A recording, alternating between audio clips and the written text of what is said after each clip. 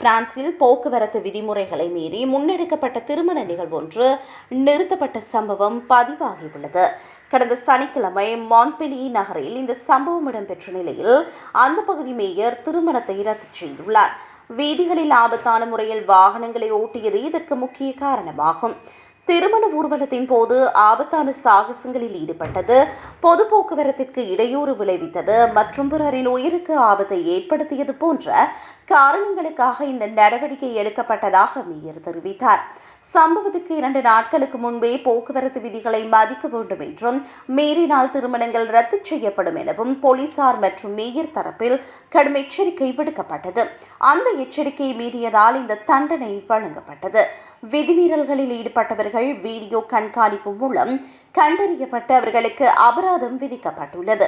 அவர்கள் மீது உடனடி சட்ட நடவடிக்கை எடுக்கப்படும் என்றும், சம்பந்தப்பட்ட வாகனங்கள் பறிமுதல் செய்யப்படும் எனவும் போலீசார் தெரிவித்தனர்.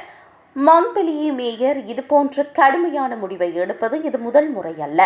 இதற்கு முன்னதாக 2023 மற்றும் 2024 ஆகிய ஆண்டுகளில் நடைபெற்ற திருமணங்களின் போதும் இதேபோன்ற போக்குவரத்து விதிமீறல்கள் காரணமாக அவர் திருமணங்களை ரத்து செய்திருந்தார். பொது வீதிகளில் ஏற்றுக்கொள்ள முடியாத இத்தகைய நடத்தைகளை ஒருபோதும் அனுமதிக்க முடியாது என மேயர் தனது சமூக வலைதள பக்கத்தில் பதிவிட்டுள்ளார்.